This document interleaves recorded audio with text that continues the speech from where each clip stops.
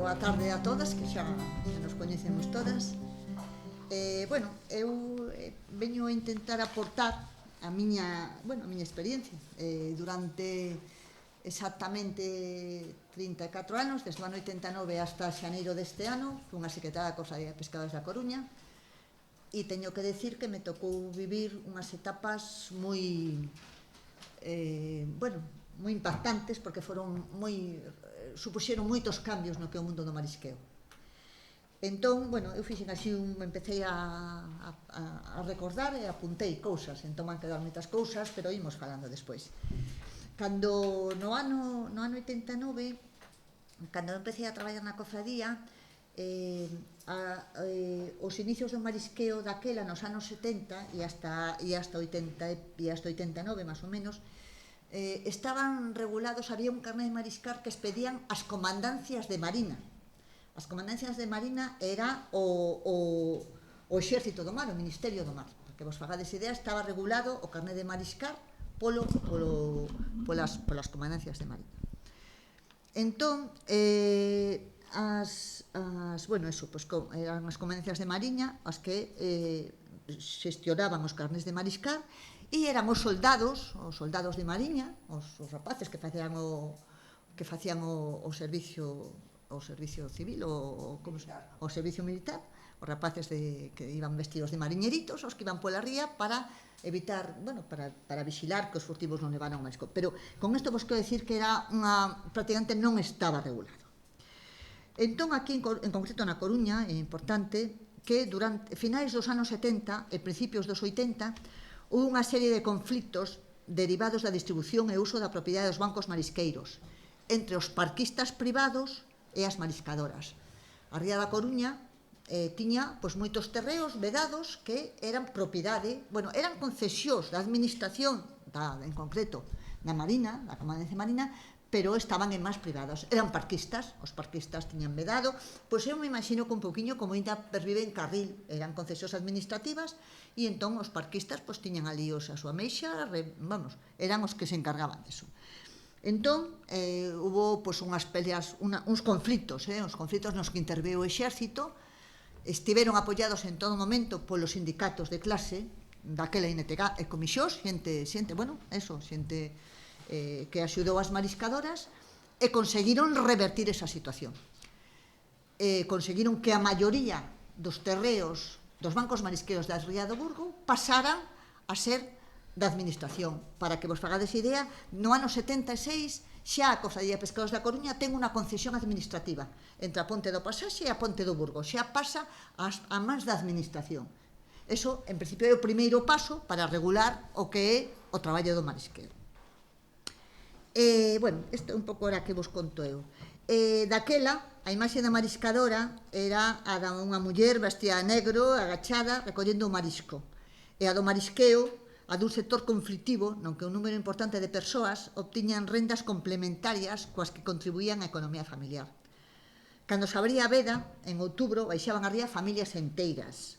Na nosa ría, homes e mulleres que tiñan traballos en terra, collían as vacacións e hai algunha foto da ría do Burgo, pero con 2000 personas en outubro apañando o marisco. Hai fotos aí, eu creo que as coñecedes, impactantes de todo. Entón, que pasa? Pois que baixaban a ría, collían todo o que había, nenos, mulleres, homes, e o que pasa, e eso se vendía a intermediarios. Todas sabemos que, en Palavea, en todos os barrios, había intermediarios que se collían o marisco, compraban a peseta, digamos, infravalorado o valor do marisco, pero como non había canles de comercialización, estou vos falando dos anos 80, 89, non había canles de comercialización, entón, eso, en principio, vendíase, e eles despois vendían as depuradores, as mayoristas, que fundamentalmente estaban na ría de Arousa. É certo que na ría de Ferrol había algo, pero os da ría de Ferrol é posterior. Entón, eso, vendían intermediarios que despois o comercializaban a empresas dedicadas á venda de marisco. Esta situación empeza a cambiar coa aprobación da Constitución, o que fai que o marisqueo pase a ser competencia exclusiva da comunidade autónoma. hai un estatuto de autonomía e unha das transferencias que son exclusiva é o uso do litoral, aguas interiores e todo o que é o marisqueo. Entón, a partir dos anos 80 é cando pasa a ser competencia da comunidade autónoma.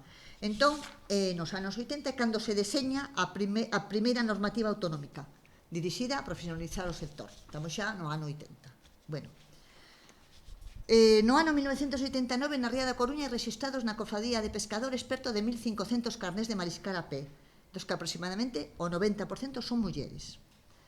Xa daquela, e isto é moi importante, pois un pouco por ver as diferencias que hai entre cofradías. Xa daquela, dentro da cofradía, había unha agrupación de mariscadores de a pé. Estaba presidida por unha muller. E dentro da directiva tamén había homes, mariscadores a pé, pero a maioría da directiva composta por 10 personas eran mulleres.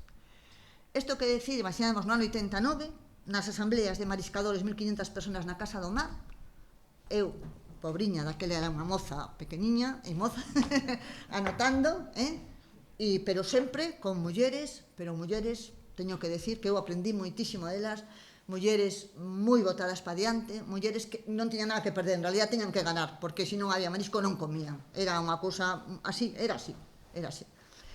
Entón, as mulleres na nosa zona eran fundamentalmente de Perillo e Oleiros, as zonas da Ribeira da Ría, as zonas de Culleredo, Vilaboa, e despois había xente de Suevos, e unha gran parte dos barrios da Coruña, Monelos, Eirís, San Pedro.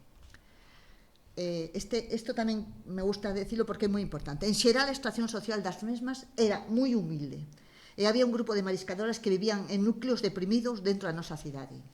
E máis, podo decirlo claramente, vivían en núcleos chabolistas.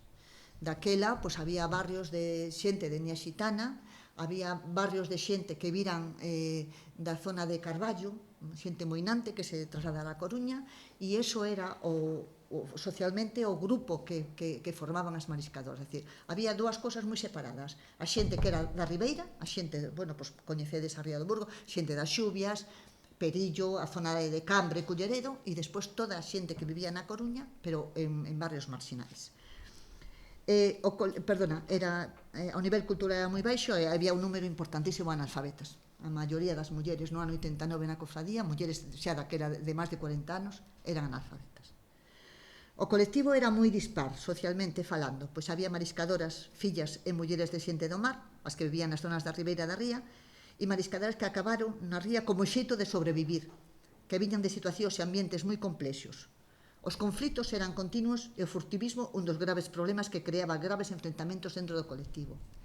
Antes comentaba, falando con algunhas de vós, que cando eu cheguei á cofradía, a presidenta da agrupación era unha muller, Teresa López Chacón, unha muller que tiña un moitísimo mérito. Tiña 14 fillos, xa daquela lle morrera o marido, parira 2 veces na ría, 2 outras veces parira na ría literalmente, e unha muller, por suposto, analfabeta, e moi puteada por a vida, moi puteada. Esa muller debeu recibir máis hostias, que ainda ahora o recordo e se me poñen os pelos de punta, porque había mulleres que de verdad que era difícil pensar, estamos no ano 89, xa non estamos nos anos 50, que houbera mulleres que tiñan unha vida tan dura, pois sí, ela era viuda e tiña todos os fillos e iban a comer. Obviamente, todos os fillos acabaron sendo mariscadores.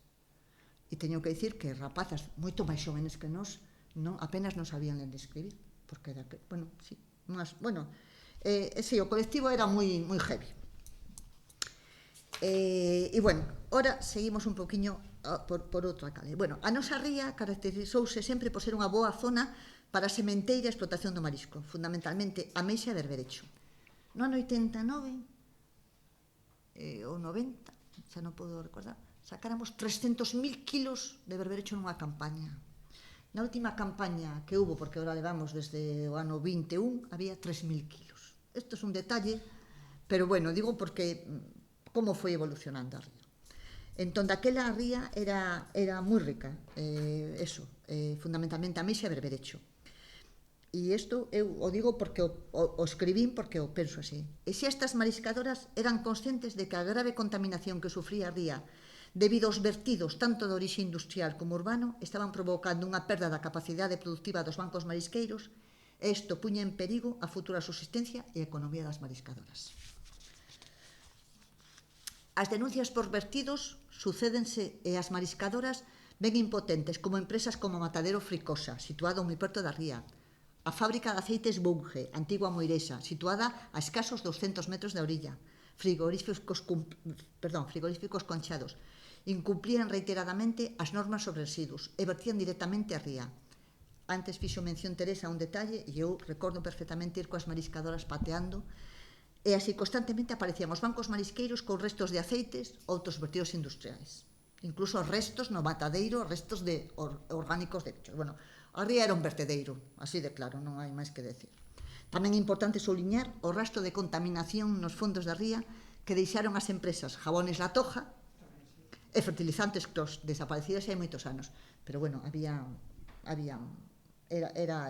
un barrizal. Bueno, hai que soliñar que non só eran os vertidos das industrias os que estaban contaminando a ría e facendo desaparecer zonas productivas. As denuncias por vertidos urbanos eran constantes. Os concellos da Coruña, Oleiros, Cambre e Culleredo vertían aguas residuais directamente a rías sen depurar, até que entrou en funcionamento a depuradora de Bes, pero xa despois do ano 2010. A grave situación de contaminación que padecía a nosa ría provocou que en abril do 2007 a Consellería de Pesca procedera a clasificar como zonas CES as zonas de produción que se atopaban dentro do ámbito territorial da cofradía. Isto xa foi cando xa foron tanto libre marisqueo como autorizacións. Isto viña a significar a prohibición de extracción de marisco. Esta clasificación mantivose do ano 2007 a 2011. Durante 4 anos estivo prohibida a extracción de mariscos en unha clase para venda, porque sí que se podía levar a outras zonas, pero era totalmente irreal, porque non había zonas onde se podía depurar. Despois de moitas loitas e de moitos esforzos, as mariscadoras poideron acollerse a unhas axudas da Consellería de Pesca que viñan de fondos europeos, que son os anos todos os que tivemos levando. As denuncias ante a Administración Autonómica a partir do ano 84 son constantes. Xa no ano 1986, a Xunta de Galicia intentou levar a cabo un plan de saneamento que fracasou. Posteriormente, no ano 2001, prometeu o saneamento integral da ría e o dragado do seu fondo para eliminar a contaminación. Tamén fracasou. Os vertidos continúan durante toda a década dos anos 2000 e o colectivo de marisqueo AP traballa constantemente controlando os vertidos, xa sexan dos concellos ou dos talleres e empresas, para poñelas en coñecemento do Seprona ou de Augas de Galicia. En febreiro de 2009, a Cofradía de Pescadores da Coruña presentou ante a Comisión de Peticións do Parlamento Europeo unha denuncia por infracción do dereito comunitario, na que se solicita que se investigue e contraste a situación dos vertidos denunciada reiteradamente, requerindo o Estado español e os organismos responsáveis a fin de que se cumpla coa normativa comunitaria. Posteriormente, é unha comisión do Parlamento Europeo que visita a ría no ano 2013 comprobando in situ a situación da mesma e o grado de contaminación e perda de productividade da mesma. As denuncias, movilizacións e protestas continúan. E no ano 2019, a raíz dunha intervención ante a Comisión de Peticións do Parlamento Europeo de representantes das mariscadoras, consíguese encauzar a solución adicando unha importante partida de fondos europeos para a obra do dragado que, como sabedes, comezou no ano 22. Isto é un pequeno resumen do que foi a loita pola contracontaminación. E paralelamente hai outro proceso que é a perda, entón vou seguir, por suposto. O proceso de perda de zonas de produción debido á contaminación dos bancos marisqueiros foi acompañada ao longo destes 30 anos da perda do número de mariscadores. E así se dixemos que no ano 89 había 1.500 carnes de mariscarapé, no ano 2002, cando o sinistro do Prestige, había 156. E 22 anos despois, agora, no ano 24, quedan 36 mariscadoras AP, mariscadores e mariscadores. Teño que decir que en estes momentos é 50-50. 60 mulleres, 40 homes, pero bueno, que está moi equiparado. Igual que ao principio era un 90%, falamos antes un pouco tamén, foronse incorporando unha serie de homes nos últimos 15 anos, que debeu ser a última vez que entraron homes na ría. O caso das mariscadoras da Ría do Burgo é, ao meu entender, un proceso de denuncia loita contra a contaminación e contra a perda das súas zonas de produción, e por dignificar e poder vivir da súa profesión desde os anos 80 até agora. Mais o proceso que se leva en Galicia na profesionalización do marisqueo a pé non é alleo á situación particular da nosa ría. A nivel social o marisqueo encontrábase marxinado, por ser unha ocupación a cal calquera podía acceder. En moitos casos, as persoas que accederan ao marisqueo eran as que ian buscar un recurso de subsistencia e non respectaban nada. Polo tanto, o marisqueo non se asociaba cunha actividade profesional, continuada e non podía ter recoñecemento porque era un traballo ocasional e de pouca calidade. Esta concepción que eu creo que había nos anos 90 do que é o marisqueo. O marisqueo a pé empeza a ter unha tendencia alta tanto nas capturas como no prezo das mesmas. Entre o ano 85 e 90 hai un aumento importantísimo, eu teño datos estadísticos e se duplican as estacións de marisco. Xa no ano 90, nun documento de setembro adicado á apertura da campaña marisqueira elaborado daquela Consellería de Pesca e Asuntos Marítimos, xa se fala de que o marisqueo a pé ten que tender a profesionalizar a súa actividade, evolucionar cara ao semicultivo e conseguir un produto de calidade e tentar solucionar o caos legislativo e administrativo. O obxectivo deste documento era o de respostar a conflictividade derivada da falta de racionalización das explotacións marisqueiras e o tradicional sentido de propiedade sobre os recursos que pertenecen a toda a comunidade. Había unha excesiva explotación dos recursos marisqueiros e o problema do furtivismo era un dos problemas máis graves. Hubo anos aquí en que hubo enfrentamentos, pero moi heavies, e cando digo moi heavies, se pode emplear unha palabra, violentos, moi violentos, entre mariscadoras que daquela tiñan o carné, mariscadores que non o tiñan, e, bueno, problemas de agresións, problemas de violencia e problemas de, bueno, de ir a asambleas con grupos así máis violentos, de ir a asambleas con cachavas, con bastóns, había de todo. De pegarche no areal, de agredir aos propios policías da Xunta e, bueno, si, aos guardapescas. Sí, había... E é certo que daquela, a verdad que supoño que, bueno, pues porque empezou a ter valor o marisco. E entón, bueno, empezou a cuidarse máis, empezaron a cuidar os areais, e entón tamén se xeneraron moitos conflitos. Bueno, entón, onde íbamos? Sí, perdona. Había unha excesiva explotación dos recursos marisqueiros e o problema do furtivismo era un dos problemas máis graves. E no ano 1993, cando se promulga a lei, que é certo, é a lei de pesca, pero a lei que empeza a regular o marisqueo.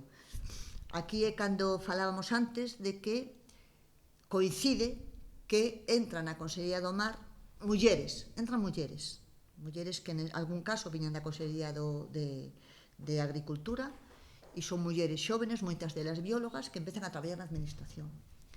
E digo porque coincide con mulleres, porque non sei se, bueno, pues un pouco que estábamos falando de que hai outro concepto, as mulleres, a maioría das mariscadoras eran mulleres, e entón, bueno, pues hai un cambio moi importante que, bueno, intentei resumir aquí. No ano 93, cando se promulga a lei que regula a práctica do marisqueo, entre outras cousas, establece limitar o número de carnés de mariscar ao aproveitamento racional dos recursos. O permiso é individual e intransferible, empézase a tratar como unha actividade profesional e fixa unhas normas a incluir nos plans de explotación que teñen que presentar as entidades titulares das autorizacións marisqueiras. Ten que figurar o número de mariscadoras, períodos de traballo, zonas de estación, número de días, actividades, topes de captura por especie, xeito de comercialización, vigilancia dos bancos. Antes deste ano,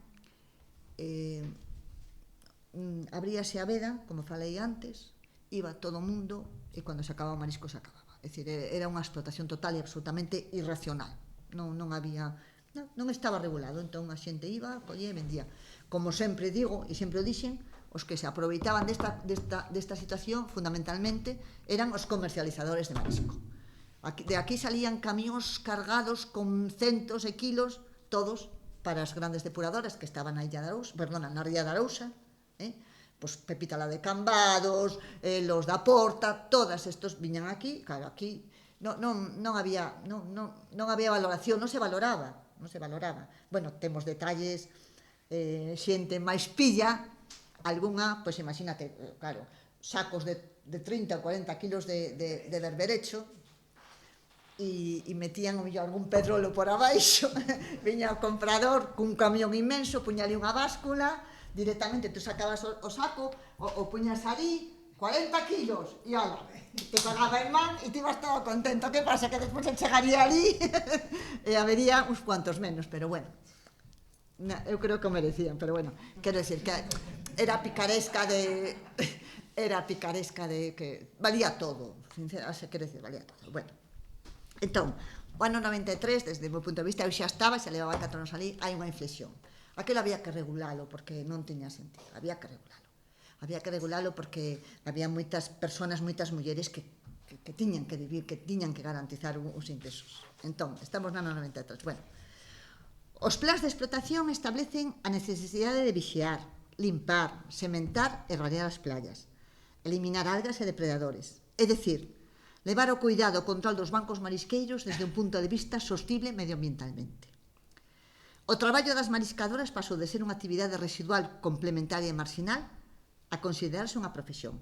Este proceso modificou a vida e a economía dun número moi importante de mulleres. Eu estou convencidísima, dende logo a miña experiencia, é a que plasmo en estes papeliños. O proceso de profesionalización ao marisqueo a pé ao longo dos anos 90 foi imparable. Xa se fala de que un dos requisitos necesarios para obter o permiso de explotación é a realización de xeito habitual e como medio fundamental de vida do marisqueo. No ano 1996, levanse a cabo por parte das técnicas da Consellería de Pesca programas de formación dirixidas ás mariscadoras, e o Plan Galicia en vigor entre os anos 97 e 99 supón a implantación de técnicas de semicultivo para a meixa fina mediante pochós. As mariscadoras da ría incorporanse a estes proxectos non ao principio de todo, que empezou todo en Moaña, na ría de Vigo e na ría de Arousa, incorporanse despois. Na nosa ría, o tema do semicultivo na meixa fina foi un antes e un despois. A nosa ría, ao marxen de dos problemas que tiña a contaminación, seguía sendo unha ría moi rica. As mariscadoras xa non só iban a estar, é dicir, sabían, iban ali, viñan os pochós, as bolsas, desdoblaban, facían turnos, e de repente, no ano 96, por exemplo, empezaron a triplicar os ingresos que tiñan. E hai datos, é dicir, foi unha explosión. De repente se deron conta que elas podían, mediante técnicas de semicultivo, é certo que aí a Administración Autonómica aportou aquelas mesas inmensas que había de tálicas, os pochóns, as bolsas, os desdobles, empezaron a facer vigilancias, que foi unha toma de conciencia tremenda. Paralelamente, por parte das técnicas da Consellería, e aí andas, Sandra, falabas de Pencha, e aí creo que coincidiu que hubo unha serie de mulleres técnicas, tú estás de acordo comigo, que, estábamos entas comentando que eu insisto, ás veces, son coincidencias que se dan, no sentido de, eu coincido contigo, te conto tal, entonces poñemos a traballar, e nese caso, coincidiu. Estaba de conselleiro López Veiga, pero coincidiu de que tanto Pencha como Rosa Quintana, un grupo de mulleres técnicas, daquelas non tiñan cargo político ninguna, eran mulleres que acabaron traballando na consellería, veñan dunha oposición e punto. E entón, insisto, eu creo que son casualidades que entenden que o marisqueo ten futuro, que é un sector feminal de mulleres totalmente, e hai que dignificar ese traballo. Acordaste tamén, no 96, de repente empezou a haber cursos de formación seguidos, pero aparte de alfabetización, de repente, un ordenador, de repente, te daban charlas de como as cofradías, como organizarte, que funcións ten tal, como elaborar un plan de explotación, como é importante guardar as vedas, como cousas que, de repente, moitas mulleres, insisto, é moi diferente, pero hai un grupo de mulleres que daquela, o mellor tiñan 50, 60 anos, 40, 50, 60, que a maioría eran analfabetas, que de repente se lles abriu un mundo para elas. De repente iban a cursos, de repente iban a cursos na consellería en Monelos, desde a cofradía organizábamos os cursos, iban a cursos, é dicir, mulleres que non tiveron a ocasión de pisar unha aula de pequenas, que non tiveron esa posibilidad. Bueno, entón, chin, onde vou? Bancos marisqueiros. Eso, o proceso no ano 96 levanse a cabo por parte das técnicas da Consellería de Pesca, eso, programas de formación. E despois despois empeza todo o tema do Plan Galicia, que empezara chamándose Plan 10, era un plan piloto de 10 cofradías na Ría da Arousa. Bueno, vos poño a vos porque sei que sodes dará. E sí que foi pionera a Ría da Arousa en este tipo de cousas, pero estamos falando de moitos anos, dadevos conta que estou falando no ano, pois fai 28 anos ou máis. E despois, para min, outro paso que foi fundamental, porque vos decir unha cousa, no ano 97 quizás sí, pero no ano 93-94 estaba prohibido que as mariscadoras se deran de alta na Seguridade Social. Te acordas a pelea que tuvo Teresa Chacón? Estaba prohibido, como non é, ainda que xa tiña un carné de mariscar, o Instituto Social da Marina, que sabedes que, bueno, é o réxime especial do mar, o Instituto Social da Marina, non te deixaba dar de alta. E, por exemplo, mulleres que non tiñan pensión porque eran viúdas e porque os seus homes non tiñan pensión, querían que tiñan unha perspectiva, é dicir, eu teño un traballo, eu quero cotizar, eu quero ter unha pensión, quero ter unha baixa, quero tal, estaba prohibido. Xa nos anos 97 se empezou a autorizar, nos anos 95, 96, 97, e 96-97 xa había mulleres, porque, bueno, estuven aí mirando cosas que tiña por casa. Rosa María Millán, sí. Foi das primeiras, bueno... E Teresa, de asegurarse ela, tuvo que asegurar o dando marido, pero bueno, eso... Esto pasa nas millores familias, sí, é certo. É certo, sí. Sí. Eu foi no 99, claro. Cando xa...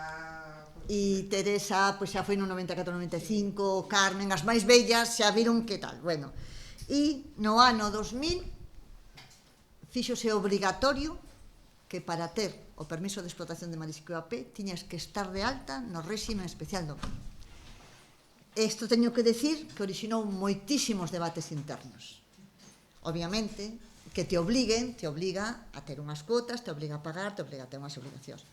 Claro, pola contra, te dignifica, estás de baixa, cotizas, tes dereito a paro, tes dereito pares se tes unha baixa maternal e tes dereito a unha xubilación. Entonces, eu creo que aí, inda que non ten moito que ver co rollo social, hubo mulleres que desde o principio dixeron que iso que era importantísimo. É dicir, o feito de que ti teñas un traballo, é dicir, que estés asegurada como calquera outra traballadora, que foi moi importante. Foi un debate importante. Entón, bueno, esta norma obligatoria a partir do 2000 xenera debates e conflitos dentro do colectivo de mariscadoras. Hubo un número importante de mariscadoras que por circunstancias diversas, elevada idade, ter outro medio de vida ou por non ser atractivo económicamente, abandonaron a actividade. Este efeito supuxo un gran número de baixas no número de mariscadoras a pé. Teño que decir que aquelas mariscadoras que desde o principio apostaron pola modernización e profesionalización do sector foron as que desde o principio estiveron de acordo con esta norma. Eso é o que eu recordo. E xa acabei. Espera, un segundiño, espera, xa. Que fomos rápidas, claro, que fomos rápidas, olemos rápido. Bueno, son as 5 menos cuarto, digo, son as 5 menos cuarto. Entón non nos fun tan rápido. Podes falar 10 minutinhos máis. Nada, xa acabo, non? Nada, isto é un pouco o final. A profesión de mariscadora é desde comenzos do século XXI unha actividade que conta cunha valoración social importante. A día de hoxe, e non só na Ría do Burgo, ten unha serie de problemas moi importantes que afrontar. E agora vai a miña coletilla, que é un pouco tal. Desde logo, un dos máis importantes é o furtivismo. Pero o cambio climático ao que estamos expostas xoga en contra do futuro deste sector. Os datos destes últimos anos están aí. Está claro que algo falla no marisqueo. Falla en conxunto en toda a pesca. Porque falla no marisqueo a pé, falla no marisqueo a flote, falla nos recursos da pesca artesanal, algo está fallando. O marxen de que a nosa ría, despois de todos estes esforzos que, bueno, moi resumidamente fixen, conseguiran algo que era impensable, que se fixera un saneamento integral da ría. o marxen de caixa dúdas de que se as balsas están ben feitas, de que se van a recuperar ou non os bancos marisqueiros, eso é un traballo, Era necesario. era imprescindible, sin duda. Moita Sin duda. que Dadevos conta que eu non sei se opoño, pero nos últimos plans de explotación que presentamos na cofradía, o 40% estaba totalmente inutilizado, xa non se podía traballar. Toda a zona da ría e cada vez iban perdendo máis porcentaxes de bancos marisqueiros. Bueno, aquí tamén nos influe o encoro do CCB, Claro.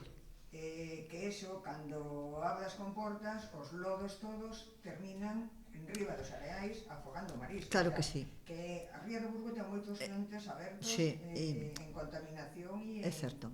Temos outro problema tamén, que é unha ría tan pechada que calquera, bueno, además sempre o dixeron os mariscados vellos, todas as obras que se foron facendo, pois desde a torre de control, calquera dique, oza, tal, que fai? Que acumula, hai unha acumulación de áridos na boca da ría, que as dunas de Santa Cristina, entonces cada vez é menos ría, pois porque a entrada de auga do mar e bueno, entonces eso sí que está facendo que esperemos que coa baixa. Non arrastra os sedimentos ni nada, como, a ver, o espigón de Santa Cristina xa o da de Oza tamén. Sí. Moitísimo daño. Sí.